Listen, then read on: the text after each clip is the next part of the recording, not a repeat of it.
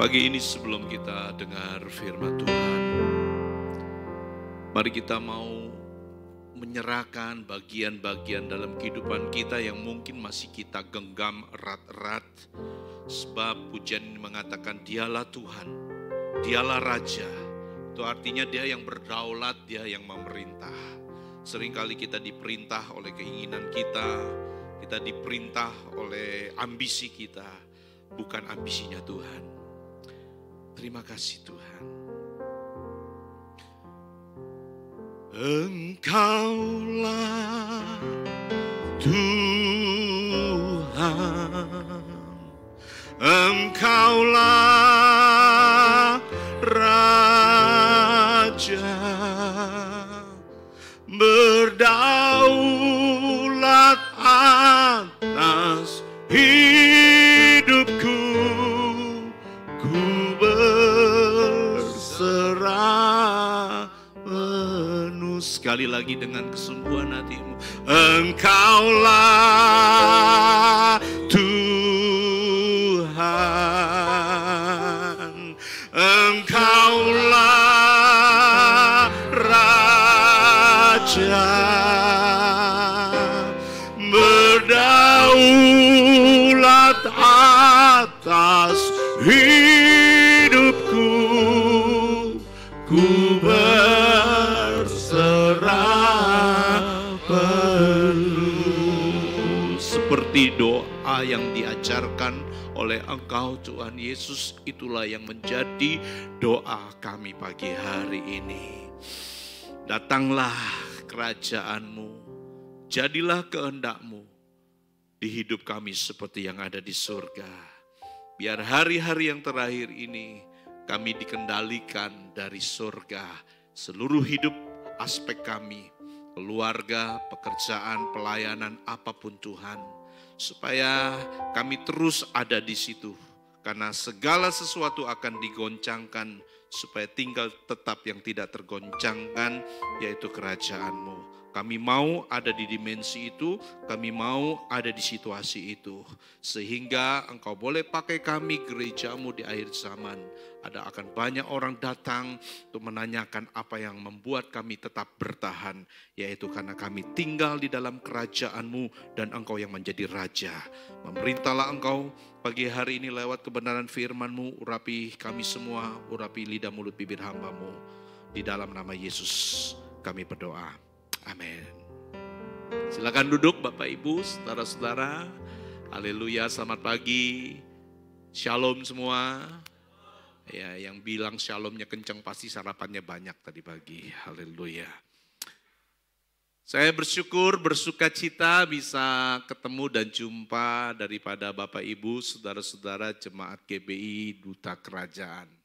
Ya, saya percaya sekali kalau saya diberi kepercayaan untuk bisa menyampaikan kebenaran firman Tuhan di GBI Duta Kerajaan Jatibarang ini. Ya, sebab salah satu kepercayaan yang saya bisa lihat adalah Bapak Ibu Gembala Saudara tidak ada bersama-sama, jadi dia percayain aja gitu saudara. Sebab ya mengundang seorang tamu itu kalau gembala tidak mewaspadai kadang-kadang bisa merusak kawanan domba. Jadi brother saya, Pak Hensan, dengan Ibu Vince tidak ada, berarti dia mempercayai. Jadi saya akan anggap ini rumah saya sendiri. Jadi karena ini saya anggap rumah saya sendiri, saya akan khotbah selama 3 jam ke depan. Amin. Aminnya gak enak kelihatan sekali. Ya beberapa orang udah siap-siap untuk mari kita salibkan dia gitu.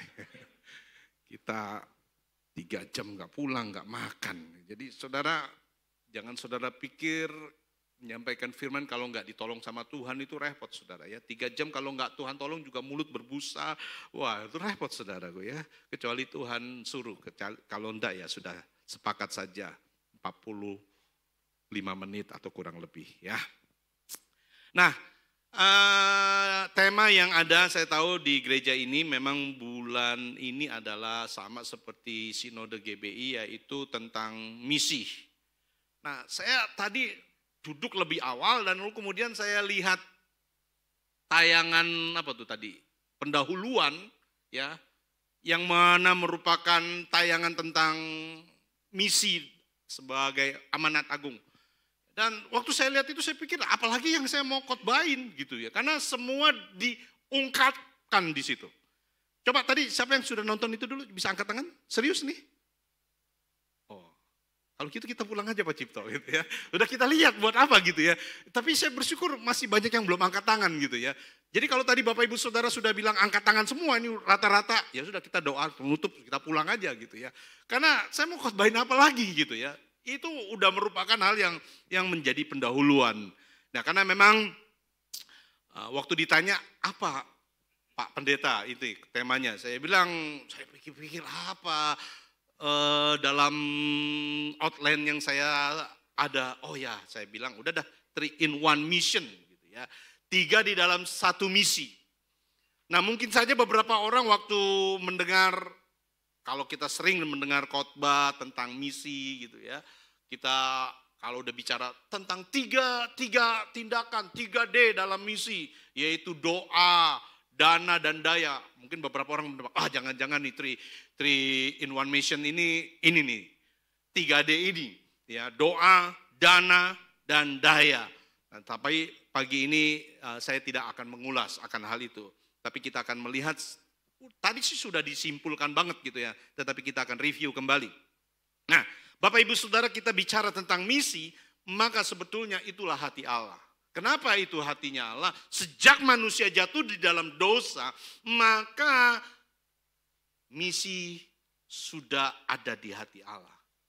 Waktu manusia jatuh di dalam dosa, Tuhan tahu pada waktunya manusia diberikan hidup yang kekal.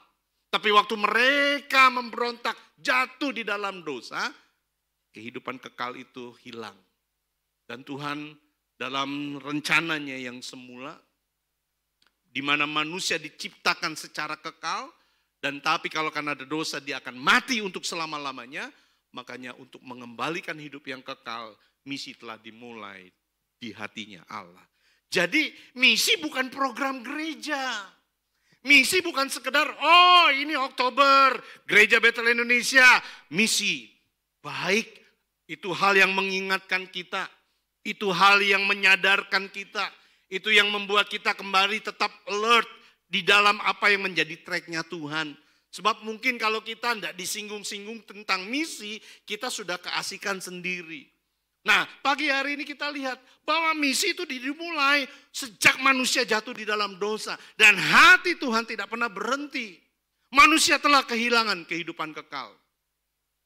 Itu sebabnya misi harus dijalankan. Yohanes 3 ayat 16, ayat itu bilang apa? Karena begitu besar. Ya, saya pernah diajar oleh seorang hamba Tuhan, kalau baca ayat itu tuh jangan sekedar karena begitu besar kasih Allah. Itu harusnya begini katanya. Karena begitu besar katanya. Kenapa? Karena itu dosa seisi dunia kata dia. Wah saya renung-renungin benar juga. Ya, bahwa kasih Allah ini bukan hanya sekedar besar. Tetapi begitu besar. Ukurannya apa? Tidak ada batasnya. Karena begitu besar, kalau kita baca akan dunia ini sebetulnya jangan berbicara tentang bumi, tetapi berbicara tentang manusia yang telah jatuh di dalam dosa. Ayat itu bilang begini, karena begitu besar kasih Allah akan kita yang sudah jatuh di dalam dosa, sehingga ia telah mengaruniakan anaknya yang tunggal, ya, supaya apa? Setiap orang, jadi siapapun, apapun, suku apapun, setiap orang personal yang percaya kepadanya tidak binasa. Melainkan apa? Beroleh hidup yang kekal. Nah, supaya manusia tidak binasa, beroleh hidup yang kekal, maka kemudian misi dikerjakan, misi dijalankan. Misi bukan hanya sekedar diprogramkan, misi bukan hanya sekedar didengungkan, tetapi misi harus menjadi sebuah tindakan yang nyata, yang didrive oleh Roh Kudus yang ada di dalam setiap kehidupan kita. Itu sebabnya ayat yang 17 coba kita lihat.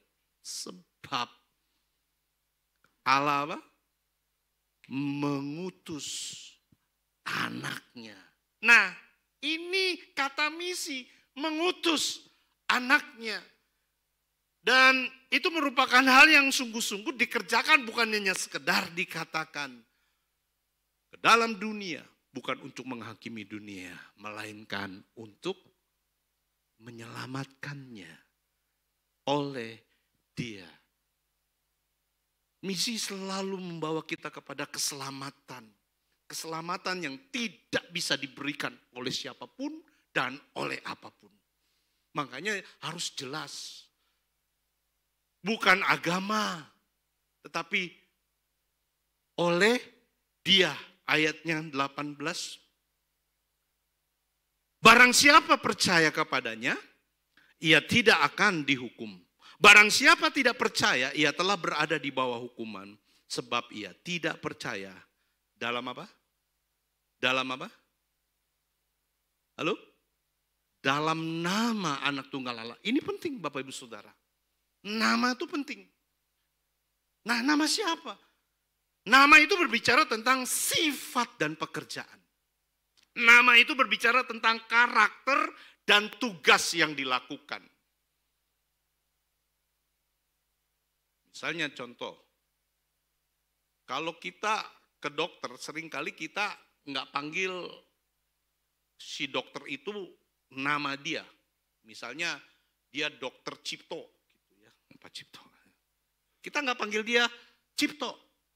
Kita biasanya panggil Pak Dok. Betul nggak? Gimana Pak Dok? Pak Dokter? Padahal namanya Cipto, bukan dokter. Tapi kita panggil dia dokter. Kenapa?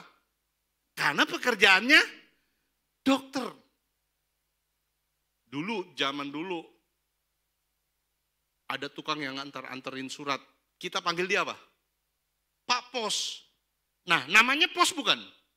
Bukan. Tapi kita panggil dia Pak Pos. Karena pekerjaannya mengantarkan pos. Jadi nama berbicara tentang karakter dan pekerjaan. Nah, kita harus tahu bahwa ada satu nama yang sudah diberikan. Yang Kisah Para Rasul katakan bahwa di dalam nama itu, di bawah kolong langit itu tidak ada satupun nama yang bisa menyelamatkan selain nama itu. Jadi nama itu harus jelas. Dalam sebuah misi harus jelas. Bukan hanya sekedar kita membawa apa? Berita kabar baik, tapi harus ada nama ini. Karena hanya nama inilah yang menyelamatkan. Tapi hari-hari ini begitu ada banyak orang yang alergi dengan nama ini, ataupun juga dengan terlalu banyak meributkan hal yang tidak esensi. Ya, sehingga nama ini kemudian diganti-ganti. Jadi kalau menyebut nama ini, sebut. Jangan nama Yesus, tapi nama apa? Saya nggak mau sebut lah. Ya, saudara yang mungkin mengikuti tren-tren kekristenan, ya, wah, pengagum sebuah nama ini. Jadi yang nggak menyebut nama ini, Tuhan tidak dengar doanya. Ngajarinya begitu. Karena dengan nama ini, cespleng. Padahal sudah jelas sekali di dalam Matius 1 ayat 21, ayat itu bilang begini, ia akan melahirkan anak laki-laki dan engkau akan menamakan dia Yesus. Jadi namanya Yesus. Udah, kita nggak perlu otak-atik lagi. Dalam misi jangan pernah lupa, nama ini harus dibawa. Nama ini harus disodorkan.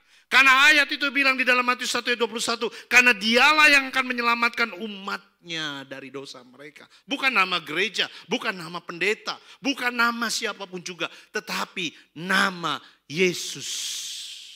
Cukup Yesus. Kalau ada Kristus, itu artinya diurapi. Yesus yang diurapi. Kita boleh tambahkan, nama siapa? Yesus Kristus. dari Nazaret. Dan nama itu adalah nama, bukan sembarang nama. Bukan hanya sekedar sebutan, bukan hanya sekedar label, bukan sekedar tempelan, tapi nama itu adalah nama yang ditakuti di bumi dan juga di surga. Nama yang begitu agung. Ingat gak waktu ada seorang pengemis lumpuh di gerbang Bait Allah, meminta sedekah dari Petrus. Petrus bilang apa? Emas dan perak tidak ada padaku, tapi yang ada padaku kuberikan kepadamu.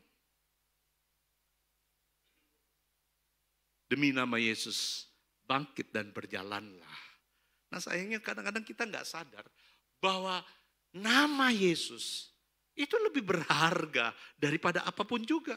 Makanya Petrus, emas perak tidak ada padaku. Bukan hanya sekedar uang, tapi satu benda berharga lebih daripada uang. Dia bilang emas dan perak tidak ada padaku. Tapi nama Yesus lebih berharga daripada segalanya. Dan nama itulah yang Alkitab katakan menyelamatkan umatnya, orang-orang berdosa. Tidak ada lagi nama yang lain. Dan kita bersyukur kalau saudara sudah mengenal nama itu, saudara sudah menerima nama itu, percaya kepada nama itu. Nah, masalahnya sekarang jangan berhenti di situ. Karena Tuhan mau lewat nama itu yang sudah menjadi bagian dalam kehidupan saudara, di mana nama itu sudah bekerja dalam kehidupan saudara. Nama itu menjadi sebuah karakter yang semakin kuat dalam kehidupan saudara. Nah, Tuhan mau nama itu mulai menjadi nama yang diperkenalkan bagi orang-orang yang akan Tuhan bawa dalam setiap kehidupan saudara. Makanya mari kita akan melihat ya Matius 28. Kita akan main di ayat-ayat sini saja. Ya Matius pasal yang ke-28 mulai ayat 16. Jadi sepanjang bulan ini kayaknya film tadi pasti akan ditayangkan ya sebelum ibadah ya. Betul ya? Ya udah menjadi pendahuluan ya. Hanya bulan Oktober doang atau bulan berkaitan dengan misi ya. Jadi Bapak Ibu Saudara nanti ingat lagi, lihat lagi, ingat lagi, diingatkan gitu ya. 1 bulan. Kalau saudara datang terus, ibadah terus, saudara lihat ya, saudara resapi supaya hatinya Allah terimpartasi dalam kehidupan kita. Sebab orang kalau nggak diimpartasi ke hati Allah, mereka nggak akan bermisi, percayalah. Misi itu perlu menjadi sebuah belas kasihan yang bukan hanya sekedar hadir di pikiran, tetapi dia harus ada di hati kita. Sehingga waktu saudara kemanapun engkau melangkah, engkau akan seperti beberapa pujian kata, berikan ku hati seperti hatimu yang penuh dengan belas kasihan. Berikan ku mata seperti matamu. Jadi kemanapun saudara pergi, saudara akan seperti matanya Yesus. Saudara akan menjadi tangannya Yesus. Menjadi kakinya Yesus. Nanti ada ayatnya, yang tadi juga disinggung, bahwa dia menyertai kita. Bukan hanya sekedar penyertaan, tetapi penyertaan yang nyata dalam kehidupan ini. GBI Bala Pulang dalam bulan ini pun, ya, kami bilang sama jemaat, ayo jadi tangannya Tuhan. Jadi ada satu orang yang terbeban untuk membagikan sembako, gitu ya. Tetapi dia minta titip pesan, benar-benar yang perlu makan. Jadi saya bilang sama jemaat, lihat kiri kananmu, temukan orang yang memang benar-benar mau makan aja susah. Jadi yang benar-benar mau makan susah. Kalau masih bisa makan 3 kali sehari, Anda bersyukurlah. Tapi ada orang yang mau makan, jangankan 3 kali, mau makan sekali aja dia bingung mau makan apa. Pilihannya tidak banyak. Kalau dia bisa beli nasi, kadang-kadang nasi putih saja dengan kecap. Atau hanya dengan budin. Tahu budin? Saya bisa tahu karena jemaat yang ngajarin. Pak, pagi ini makannya budin ya. Kadang-kadang dikirim. Oke, siap. Jadi kadang-kadang ada orang yang mau makan saja susah. Saya bilang sama jemaat, temuin ya, temuin. Ini program matanya Tuhan, tangannya Tuhan, kakinya Tuhan. Dan memang sekali paket itu cukup berat, saudara. Hampir 20-an kilo itu. Karena berasnya aja 10 kilo, ada beberapa item. Saya di mobil pun saya bawa 2 biji, karena saya sering mobile kemana-mana. Saya udah doa sama Tuhan. Tuhan bawa saya. Kemanapun aku melihat, Tuhan kasih passion, beban, bukan hanya sekedar kasihan, tapi belas kasihan yang daripada Tuhan. Saya akan turun dan saya akan bagikan dan saya akan memberitakan nama itu. Sebabnya saya bilang sama jemaat, nanti kasih jangan hanya sekedar kasih. Ini bukan program penginjilan, tapi bawa nama itu. Kita bukan mengkristenisasi, tapi bawa nama itu. Karena nama itulah yang menyelamatkan. Jangan takut menyebut nama itu, karena nama itu adalah nama yang berkuasa. Amin.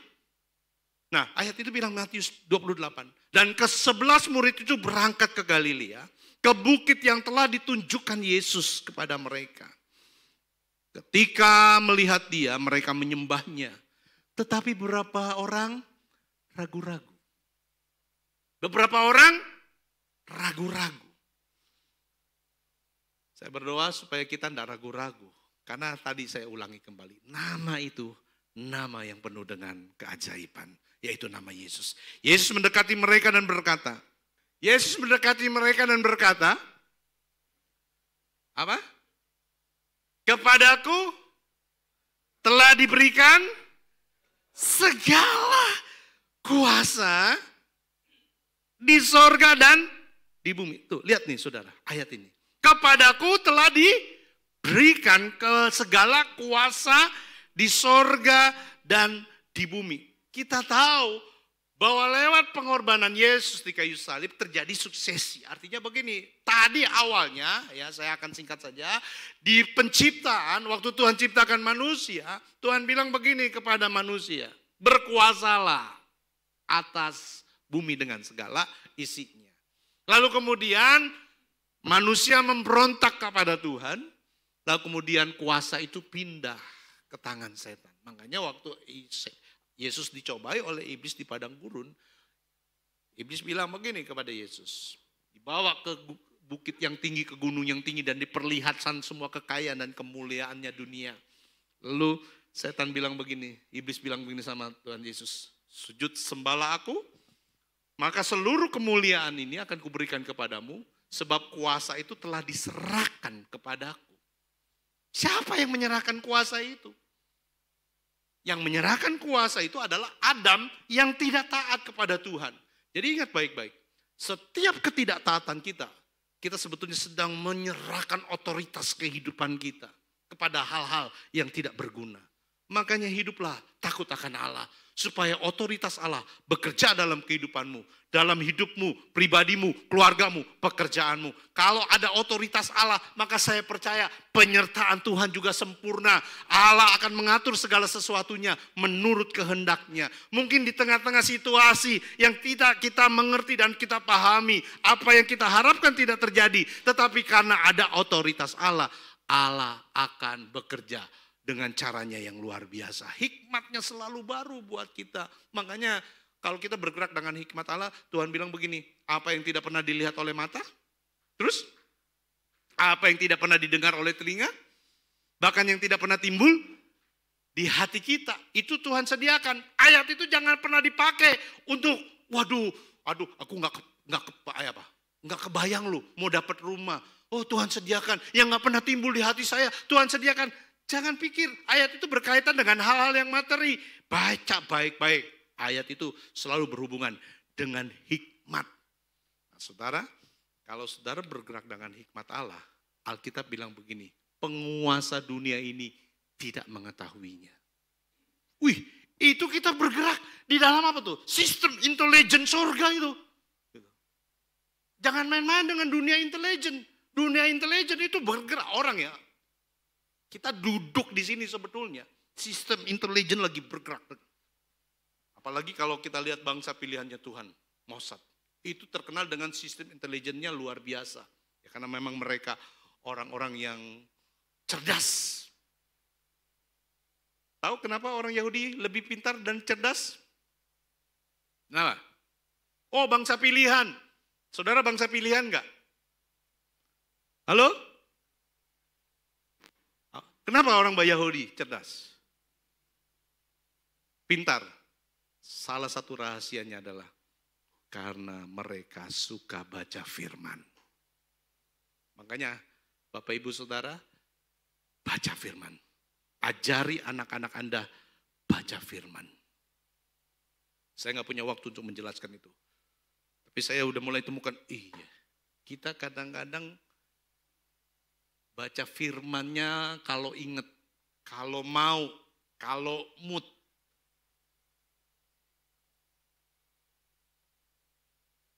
Tapi kalau Anda baca firman, Alkitab bilang, Anda akan berakal budi. Orang Yahudi itu pintar, karena mereka memang dari kecil, terus mereka baca firman. Taurat harus menjadi hal yang mereka terus, dan sampai hari ini, itu menjadi, mungkin mereka membaca secara kebiasaan. Tetapi firman Allah digenapi. Oke, saya bilang sama anak saya, sampai kapanpun kalian, jangan pernah tidak baca Alkitab. Masalahnya sekarang banyak jemaat nggak suka baca Alkitab, suka hanya dengar khotbah, nggak suka baca. Padahal membaca Alkitab harus menjadi sebuah rutinitas harian, kerinduan yang dalam, supaya kita dapat hikmat Allah itu tadi saya bilang. Nah kalau ada otoritas Allah bergerak dalam hikmat Allah, pekerjaan yang kau kerjakan, ada hikmat yang hadir di situ. Yang saya bilang kadang-kadang di tengah situasi keadaan yang kita nggak harapkan, tapi karena ada hikmat Allah, solusi terjadi.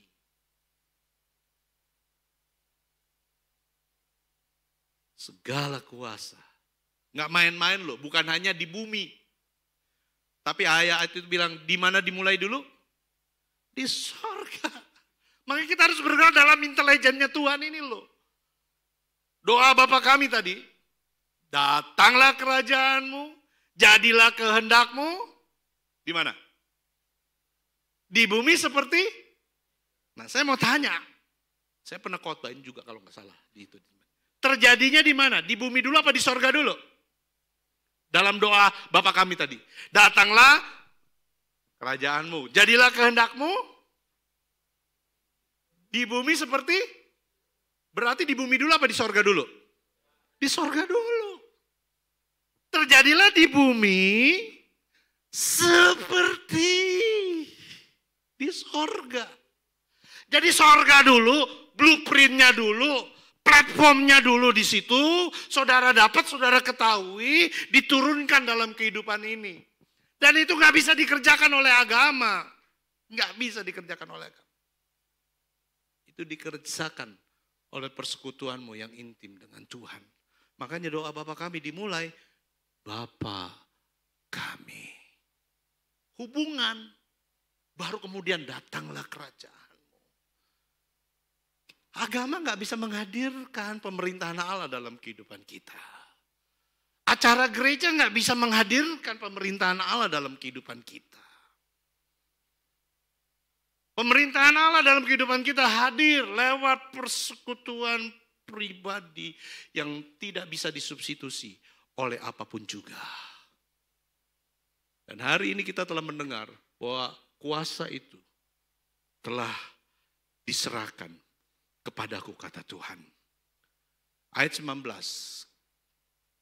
Karena itu,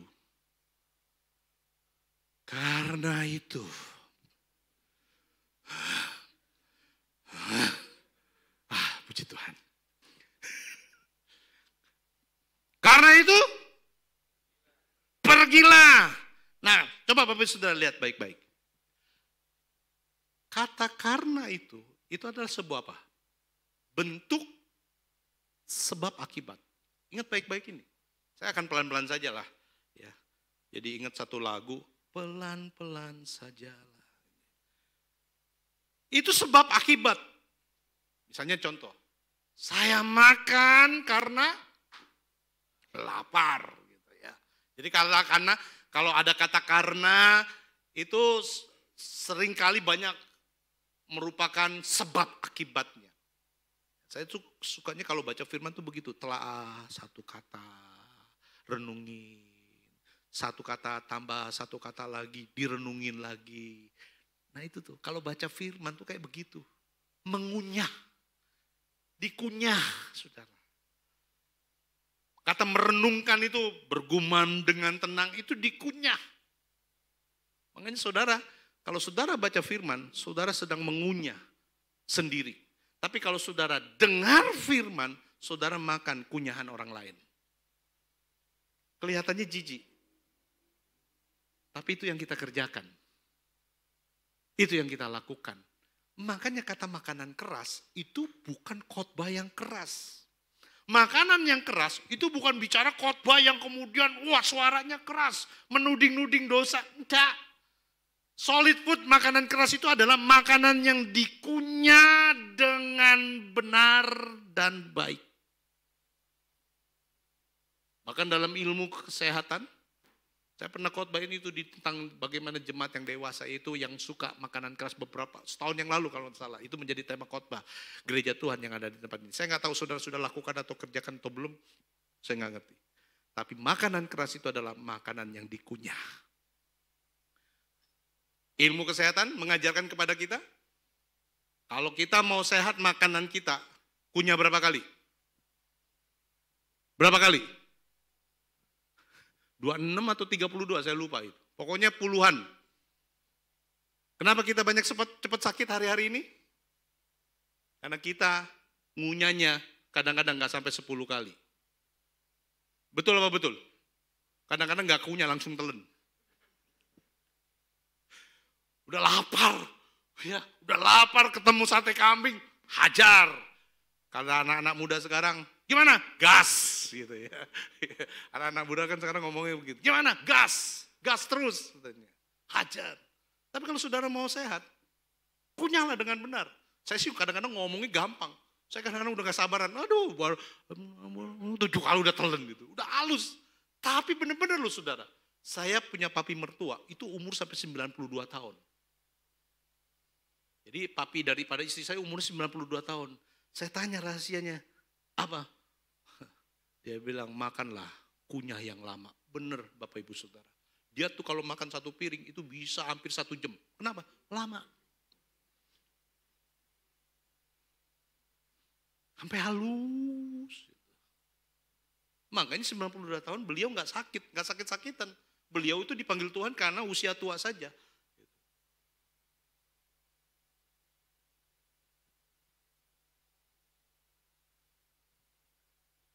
Jadi, kenapa bisa bicara jauh nyasar ke makan ya saudara ya? Apa karena nggak sarapan ya? Sebab akibat. Nah tadi dikatakan, Yesus mendekati mereka dan berkata, kepadaku telah diberikan tadi segala kuasa di sorga di bumi. Nah karena itu, ini penting saudara, supaya saudara tahu bahwa apa yang menjadi kerinduan Tuhan, waktu kita mengerjakan misi, itu bukan hanya sekedar program gereja atau diingatkan, tetapi itu menjadi sebuah kehidupan yang sebab akibat. Saya sudah terima Tuhan, kuasa itu sudah Tuhan rebut dan Tuhan percayakan kepada saya. Karena itu, nah ini 3 in 1-nya, saya akan cepat saja. Pertama, karena itu, apa? Pergilah. Bukan datanglah. Tapi kalau berita gereja sekarang itu banyak datanglah. Lupa untuk pergilah. Oh berarti nggak boleh datang Pak Pendeta. Datang. Tapi setelah diperlengkapi, pergi. Gitu. Nah gereja hanya sampai berhenti beritanya datanglah. Datanglah setiap minggu. Banjirilah kebaktian, kebangunan rohani. Hadirilah kebaktian, penyegaran rohani. Baik sih, bagus sih. Jadi kalau saudara dibilang ada flyernya, banjirilah, bawa ember dari rumah masing-masing isi air, saudaraku. Tapi kan jemaat suka tuh kata-kata, itu saya dulu amatin tuh 10 tahun yang lalu, 1 dekade yang lalu tuh kalau udah Kakak, hadirilah, banjirilah. Nah, berita gereja itu selalu gitu, datanglah. Apalagi model-model pengembalaan di zaman dulu. Saya amati di Kabupaten Tegal, saya kan pernah tanya-tanya. Dulu banyak pendeta-pendeta pendahulu kita, kalau minggu mau ibadah, mulai dari Jumat dan Sabtu, mulai keliling ke rumah jemaat. Halo? Pernah tahu nggak model-modelnya?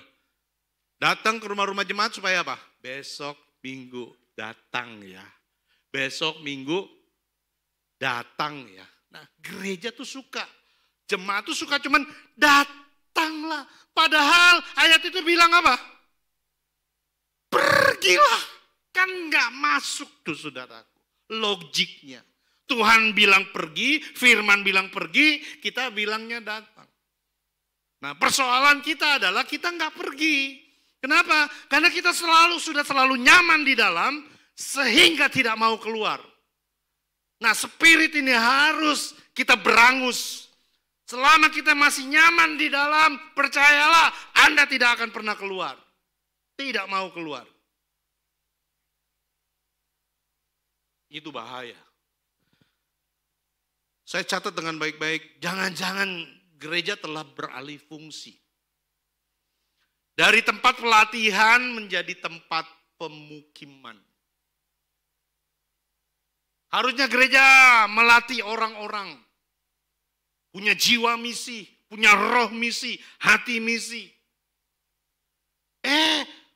Alih-alih menjadi tempat pelatihan, malah jadinya tempat pemukiman. Kita bagusin hal-hal yang fisik dengan fasilitas kenyamanan.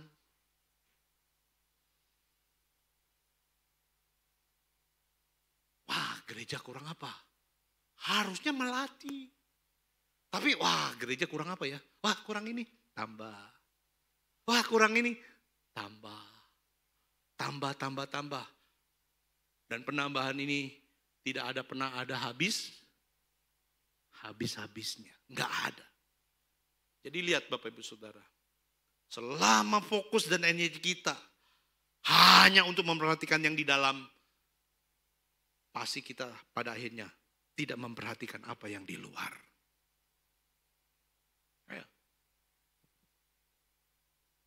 Bukan jadi tempat pelatihan, jadinya tempat pemukiman.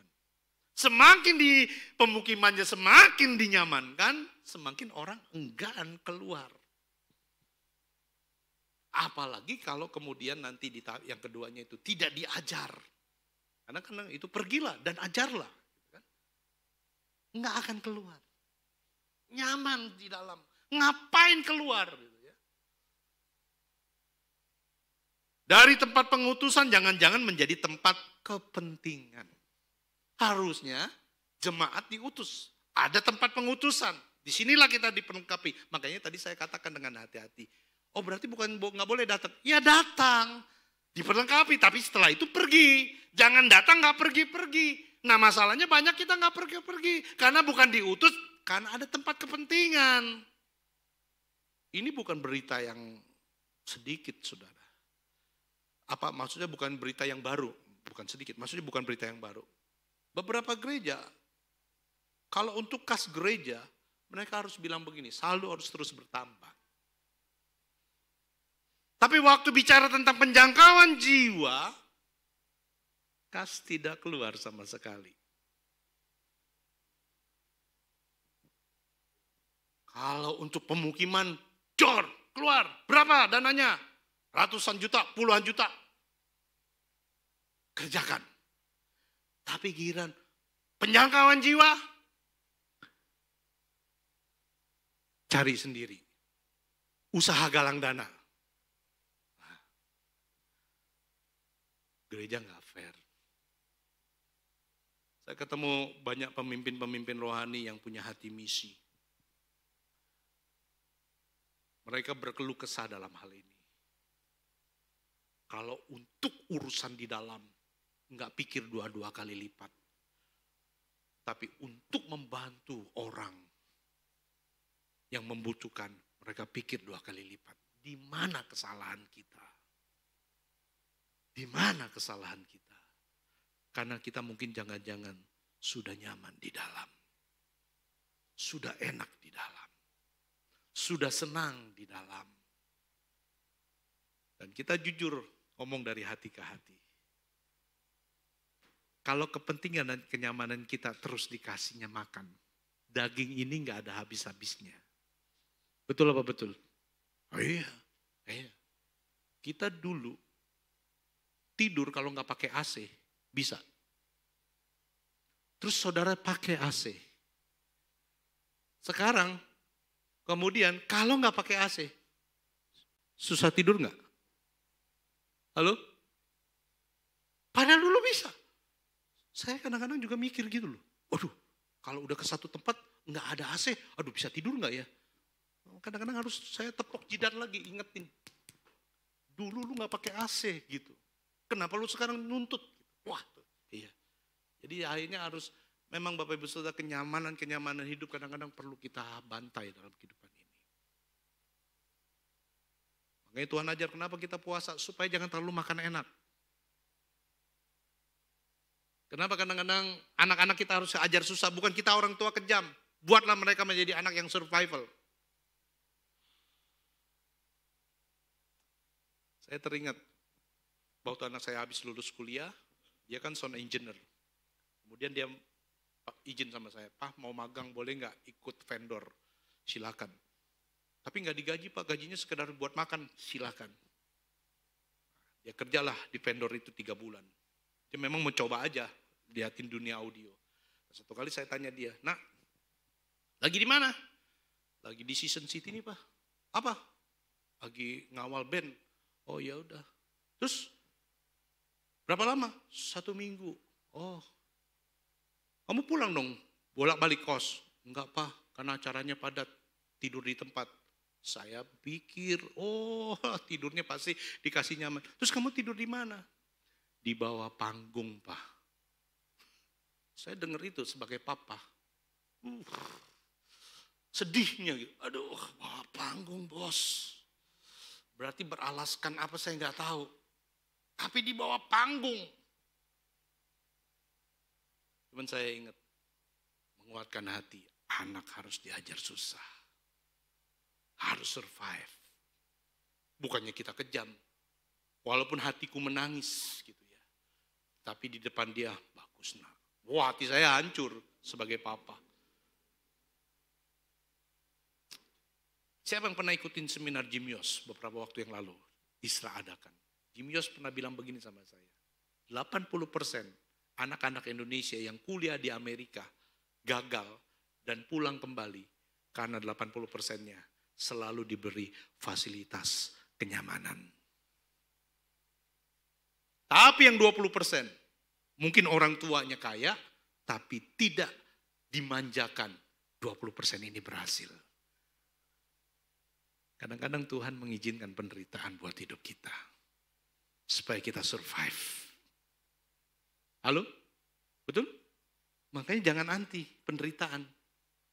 Penderitaan bukan soal dikutuk sama Tuhan. Kadang-kadang itu melatih kekuatan.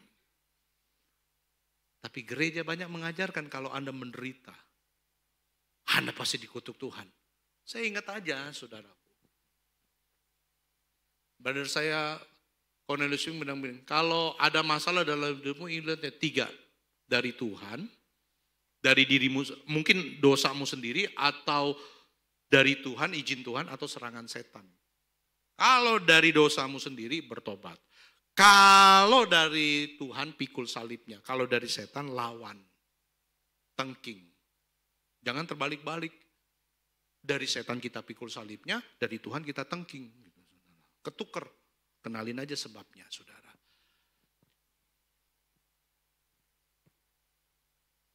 Jangan-jangan gereja telah nyaman. Banyak kepentingan.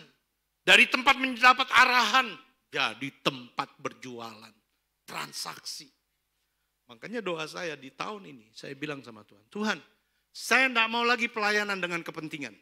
Saya tidak mau. Murnikan. Dulu saya kadang-kadang pelayanannya kepentingan. Kepentingannya gimana? Saya diundang, saya ngundang balik. Kepentingan. Kalau bahasanya pendeta, tuker mimbar. Mimbar diangkat, dituker-tuker, saudaraku. Sekarang, I don't want. Saya tidak mau buat lagi. Saya tidak mau buat lagi. Saya cuma bilang sama Tuhan. Saya kalau undang seseorang, saya tidak ada kepentingan. Saya diundang sama orang pun silakan. Nggak mau diundang lagi, no problem. Karena saya tidak mau lagi kepentingan. Dan saya sudah tekad akan hal itu. Tidak lagi Pak. Tidak lagi mau kepentingan. Kadang-kadang menyenangkan Bapak Ibu Saudara. Pelayanan keliling. Tapi kalau semuanya ujung kepentingan. 20 tahun saya melihat akan hal itu. Dan saya bilang, Tuhan saya tidak mau lagi. Buang semua kepentingan. Buang semua hal-hal yang nyaman. Buang hal-hal yang membuat saya nggak akan bergerak. Saya nggak mau. Tolong saya Tuhan. Sebab kalau kita nggak belajar menyangkal diri, kata Yesus, sangkal diri pikul, nggak akan selesai kita saudara. Misi itu harus meninggalkan kenyamanan. Misi itu harus seperti, karena begitu besar kasih Allah akan dunia ini, sehingga ia mengutus anaknya. Misi itu harus meninggalkan tuh tata yang enak. Hendaklah dalam hidupmu bersama menaruh pikiran dan perasaan yang terdapat dalam Kristus Yesus. Yang dalam keserupaannya dengan Allah tidak menjadi milik yang dipertahankan. Tapi mengambil rupa. Menjadi sama seperti manusia mengambil rupa seorang hamba. Dan mati di kayu salib. Nah itu tuh misi tuh begitu. Jadi misi hanya bisa dikerjakan karena uang lebih. Enggak bisa. Misi dikerjakan karena ya sudah ya supaya pantas-pantas, enggak bisa. Enggak bisa. Misi itu harus kita temukan hati Allah, mendominasi hidup kita, menggerakkan hati kita dengan belas kasihan Allah. Misi tanpa belas kasihan Allah Anda hanya kasihan dan kasihanmu hanya akan bersifat temporer. Kita bisa lihat orang dengan kasihan dalam perasaan manusia. Tapi kita bisa lihat orang dengan belas kasihan dalam perasaannya Allah. Nah itu yang kita harus dapat. Nah ini yang harus kemudian kata yang kedua cepat aja. Dikatakan tadi di dalam Matius ayat 18. Karena itu pergilah dan ajarlah. Padaku, ayat 19, pergilah, jadikanlah semua bangsa muridku, dan baptislah mereka dalam nama Bapa dan Anak dan Roh Kudus. Terus lanjut, ayat 20. 20 Tuhan. Dan ajarlah, yang kedua, 3 in mission. 1, pergilah, dan ajarlah. Nah kata ajarlah di situ Bapak Ibu Saudara, itu mengacu kepada proses belajar. Tadi yang saya bilang, ada banyak jemaat ya nggak mau belajar. Belajar dimulai dari dirimu sendiri. Lalu kemudian saya lihat, saya percaya salah satu hal yang Bapak Gembala Saudara punya adalah dia mengajar. Korban pengajaran sangat krusial di saat-saat sekarang ini. Apalagi kalau Anda hanya cuma bertebaran di dunia YouTube, mengerikan sekali. Ini muncul. Kita kalau nggak punya basic yang kuat, bisa ke bawah arus. Ya. Jangan pernah kagum hanya dengan karisma, kagum hanya dengan parameter keberhasilan. Oh, kenapa? Dengerin pendetanya. Like-nya yang like banyak. Kenapa? Jemaatnya puluhan ribu. Kenapa? Gedung gerejanya megacet. No. Standar keberhasilan bukan itu semua. Makanya Bapak Ibu Saudara, yang kedua, belajarlah. Belajar. Belajar mulai dari pribadi. Suka baca firman.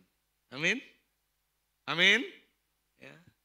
Nggak ngerti, Om, nggak apa-apa, baca aja yang penting dulu. Nanti Tuhan kasih pengertian. Tergantung kadar dan haus laparnya dirimu. Amsal pasal yang keempat bilang, Amsal 4 atau 3. Janganlah bosan akan peringatannya. Ada yang udah mulai bosan? Iya Pak, saya kalau susah tidur, baca Alkitab bisa tidur. Saking bosannya. Lalu Alkitab kok buat obat tidur? Orang justru kalau baca Alkitab, penuh pewahyuan, dia nggak bisa tidur. Dia nggak bisa tidur. Kenapa? Exciting rohnya. Saudara. Ajar. Yang terakhir. Jemaat suka tuh kalau pendeta juga ngomong yang terakhir. Mujizat terjadi, yang lemah dikuatkan, yang susah dihiburkan. Karena sebentar lagi khotbah selesai. Dan ketahuilah, aku menyertai kamu senantiasa sampai kepada akhir zaman. Penjelasannya gimana? Nonton film yang tadi ya. Ketahui. Kata ketahui di sini bukan sekedar mengetahui, tetapi mengenal. Dan itu penting. Banyak orang mengetahui, tetapi tidak mengenal. Tapi kalau mengenal, itu kekuatan yang dahsyat. Tahu nggak saudara? Ayat ini bagian yang terakhir. Ketahuilah aku menyertai kamu senantiasa sampai kepada akhir zaman. Saya akan tutup dengan kisah ini. Di dunia misi ada seorang yang pernah bernama David Livingstone. Dari Inggris, bukan Davidson dari Balapulang. Satu kali dia punya beban, belas kasihan dari Tuhan. Tadinya dia mau menginjil ke satu daerah, bukan Afrika. Tapi dia dapat beban dari Tuhan, Afrika. Afrika, masa itu adalah benua yang masih gelap, hutan, penuh dengan ilmu-ilmu hitam, voodoo dan sebagainya. Masih banyak juga orang-orang yang makan daging manusia di sana. David Livingstone dapat beban itu. Dia dengar suara Tuhan, pergi Afrika. Dia pergi ke Afrika. Waktu dia pergi ke Afrika, sementara dia menebas semak belukar, tiba-tiba ada satu pohon yang menghantam biji matanya. Kemudian kena, dia menjadi buta sebelah. Sementara terus dia masuk lebih dalam, dia ketemu singa yang kemudian menerkam lengan satunya menjadi lumpuh. Buta sebelah, lumpuh sebelah. Dia bergumul sama Tuhan. Tuhan, saya ini misi loh. Saya bukan mission trip. Saya ngomong mission trip, kenapa? Kadang-kadang bukan mission trip, jalan-jalan, cuman misi. Misi loh. Kenapa ini terjadi? Ayat ini muncul. Ketahuilah, aku menyertai kamu senantiasa. Dia kembali pulang karena dia mau bawa istri dan anaknya. Kembali lagi ke Afrika. Setelah membawa istri dan anaknya, dia ketemukan anak-anaknya mati di ladang misi. Dia nggak kuat. Ayat ini muncul. Ketahuilah, aku menyertai kamu. Bangkit lagi dia berdiri. Terus badan misi melupakan dia, nggak pernah nanyain dia, nggak ada surat yang sampai, nggak ada siapapun. Selalu ayat ini muncul. Ketahuilah, aku menyertai kamu. Satu kali, satu-satunya orang yang dia cintai, penopang kehidupannya, pendukung pelayanannya, istrinya, di depan matanya, dia harus saksikan meninggal karena sakit yang sekarat. Malaria yang menyerangnya. Hancur hatinya. Karena satu-satu orang di mana tempat selain Tuhan, yang menjadi tempat dia berkeluh kesah, yang menjadi dia tempat di mana dia berkata, aku gak kuat, istrinya sebagai penolong yang menguatkan, dipanggil sama Tuhan. Dia sepertinya sudah gak sanggup lagi dengan kehidupan ini. Tapi ayat itu bilang begitu, ketahuilah aku menyertai kamu sampai akhir zaman. Nah, tahu saudara, satu-satunya yang saya tahu, orang yang juga, salah satunya maksudnya, satu kali Dia lagi sedang, sudah keriput, sudah tua, sudah gigi banyak yang tanggal, sudah dilupakan banyak orang. Tapi akhirnya dia orang yang ditemukan berlutut di tempat tidurnya. Dan di saat itulah Tuhan panggil dia. Wah saudara, Afrika terasa kehilangan. Jadi kemudian badan misi mau ambil dia. Udah pulangkan itu jenazahnya ke Inggris. Kita kuburkan di Inggris, mendapat pemakaman yang layak. Kita mikirnya di dunia pemakaman yang layak. Padahal saya percaya David Livingstone waktu kembali, wah sorga menyambut dia dengan sangat luar biasa. Jadi sementara dia ada di kapal, tiba-tiba orang-orang Afrika yang sangat mengasihi, yang sudah diberkati, datang mengambil jantungnya David Livingstone. Jantungnya diambil, dibawa kembali ke tanah Afrika di Zimbabwe, dikuburkan di situ. Dan orang-orang Afrika Zimbabwe bilang begini, jasadnya boleh kalian bawa pulang, tapi hatinya harus tetap ada di Afrika. Selamatkah Afrika waktu itu? Banyakkah orang bertobat waktu itu? Tapi hari ini, dalam dekade zaman kita lihat Afrika dituai habis-habisan. Reinhard Bonnke, saudara kalau lihat itu video klip Reinhard Bonnke, saudara merinding, ngeri. Jutaan orang bertobat. Kita pikir, apakah Reinhard Bonnke yang hebat? Jangan lupa. Ada yang menanam, ada yang menyiram. Gak usah pusing siapa yang menuai.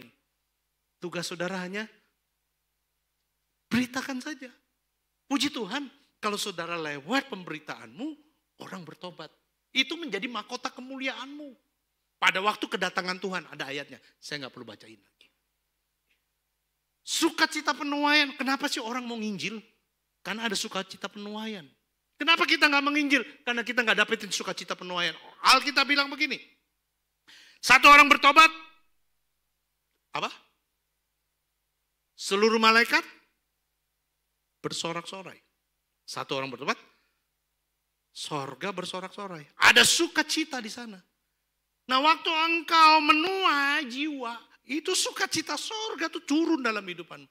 Itu yang membuat bara api, misi gak pernah habis-habisnya. Kenapa sukacita sorga sudah dapat? Makanya saudara lihat deh, orang-orang kalau udah lahir baru, pertama lahir baru, luar biasa mereka menjadi pemenang jiwa. Bengkokkan besi selagi panas, itu betul. Kadang-kadang kita udah gak bisa dibengkokkan lagi karena kita sudah gak panas. Kita sudah nyaman di dalam. Kita sudah senang di dalam. Kita sudah enak di dalam. Sampai kita lagi tidak tahu mau keluar. Mau dapat belas kasihan Tuhan, jangan sampai nggak peduli ya. Halo? Jangan sampai. Saya sedih kemana ada baca satu pernyataan. Saya bilang, ayo cari jiwa. Aduh, saya nggak tahu ya Pak. Apakah di sekeliling saya ada orang susah? Atau saya yang nggak mau gerak? Dan saya dalam hati saya, kamu nggak mau gerak lah. Kalau mau cari orang susah pasti ada. Pasti ada. Masalahnya kita mau bergerak atau enggak. Yuk kita datang kepada Tuhan. Makasih Tuhan.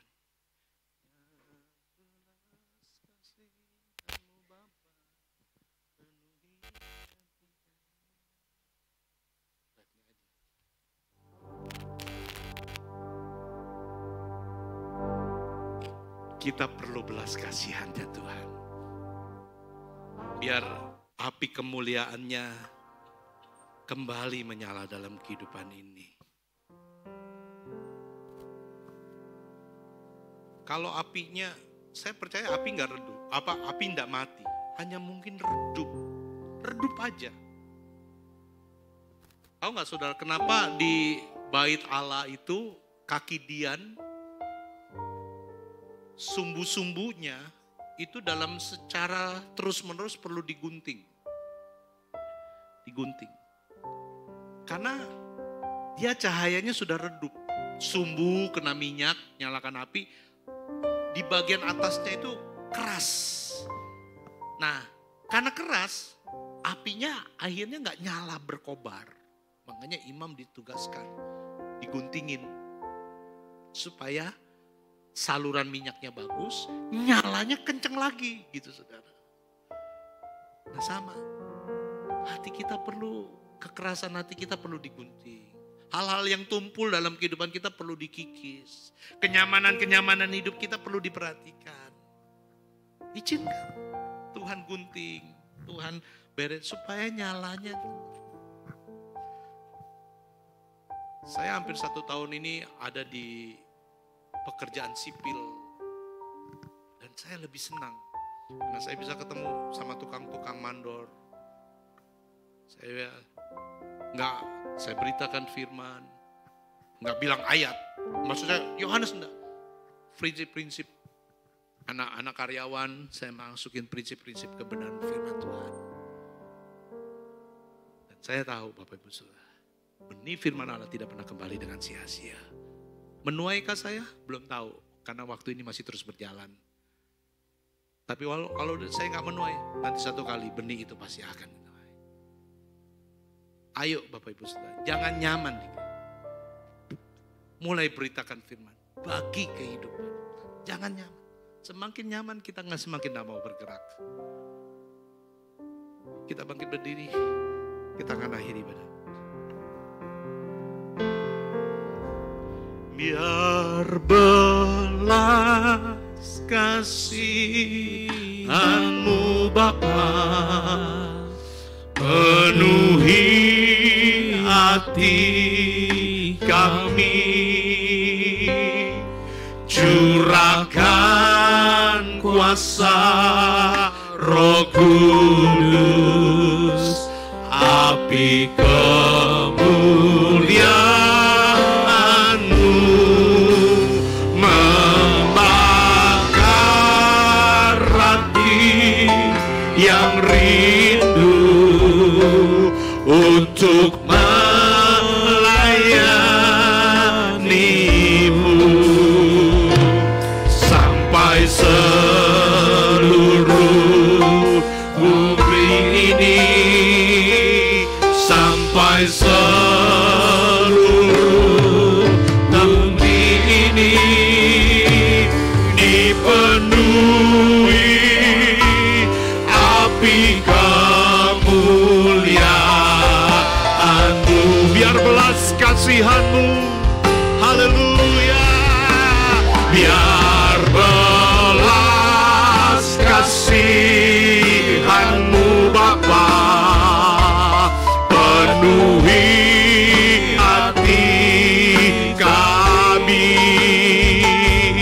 curahkan kuasa Roh Kudus, api kemuliaan-Mu membakar hati yang rindu untuk melayani-Mu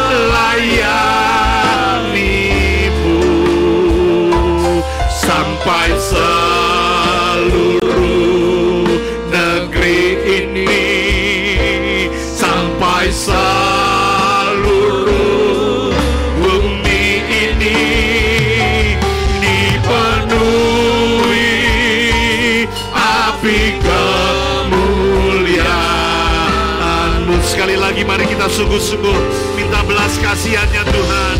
Biar belas kasihan-Mu Bapa penuhi hati kami, curahkan kuasa Roh Kudus, api kemuliaan-Mu membakar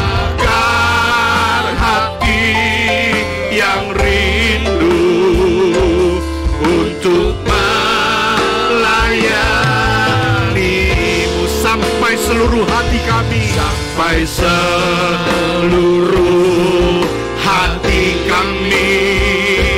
Sampai hidup kami. Hidup kami dipadui api kemuliaan-Mu. Sampai seluruh tempat ini. Sampai seluruh tempat ini. Sampai kota ini. Kota ini dipadui api kemuliaan-Mu. Haleluya. Terima kasih Tuhan. Terima kasih Tuhan. Biar belas kasihan-Mu yang mendrive, membakar, mendorong kehidupan kami. Tuayan sudah menguning, ladang sudah menguning, dan tuayan siap untuk diambil.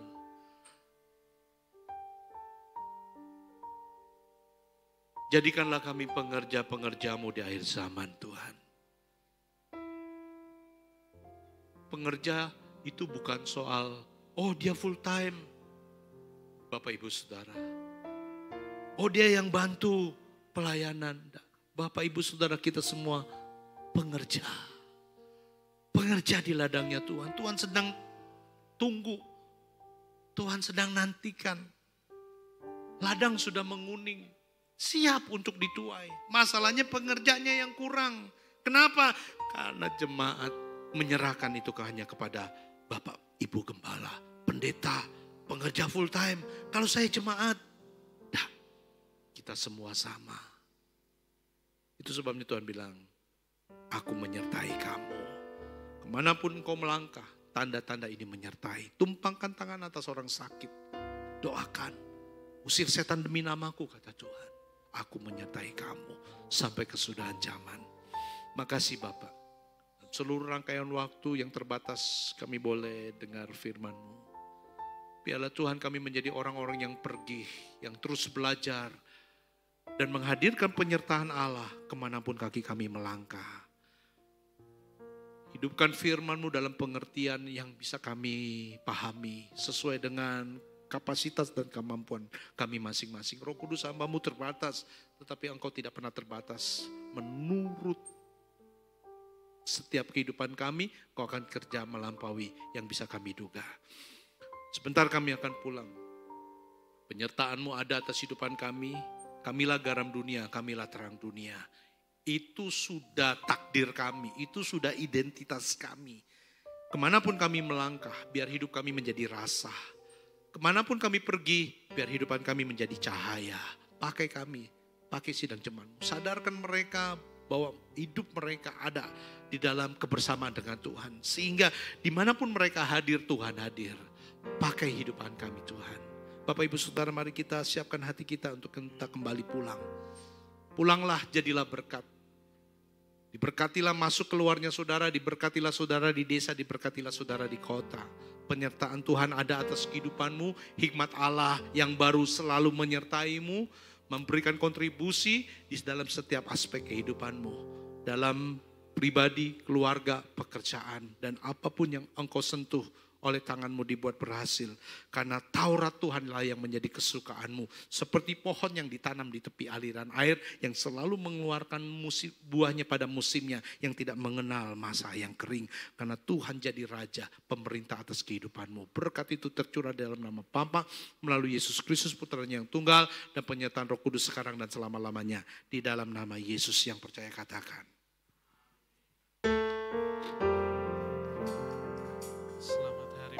Tuhan Yesus memberkati.